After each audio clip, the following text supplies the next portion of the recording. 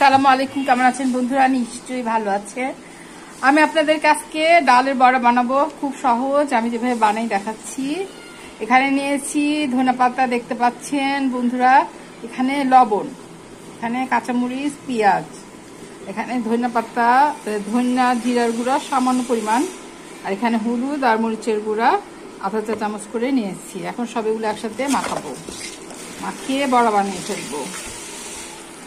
ডালের বড়া বা পেঁয়াজু ডাল, মুসুরির ডাল ভিজিয়ে বেটে নিয়েছি। অত মিহি না, মোটামুটি মিহি আর কি, দেখতে পাচ্ছেন। খুবই সহজ, খেতে খুবই সুস্বাদু। এটা আমরা সবাই পছন্দ করি। রোজা রমজানের সময় তো আমাদের প্রতিদিনই পেঁয়াজু লাগে। আর কিছু লাগবে না, এগুলো দিলে হয়ে যাবে।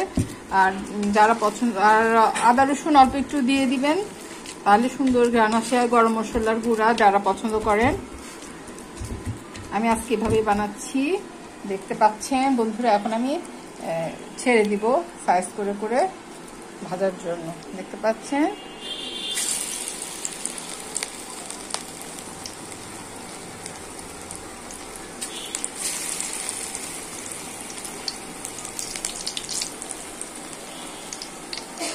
খুবই সুস্বাদু, আমরা খুবই পছন্দ করি পেঁয়াজু, আমার বোনরা খুব পছন্দ করে।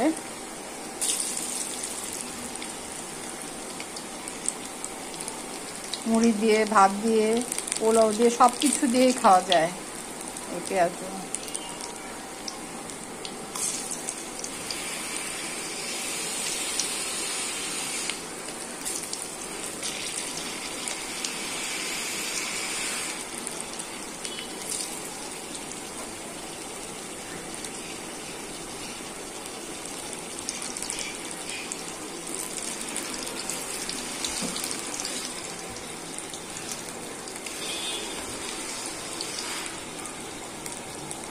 দুই পিঠ লাল করে ভেজে উঠাতে হবে।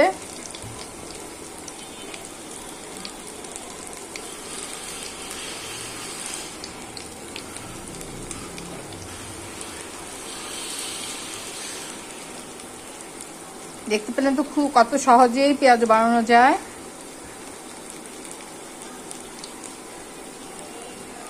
আধা পট ডাল ভিজিয়ে আমরা কতগুলো পেঁয়াজ বানালাম, দেখতে পাচ্ছেন।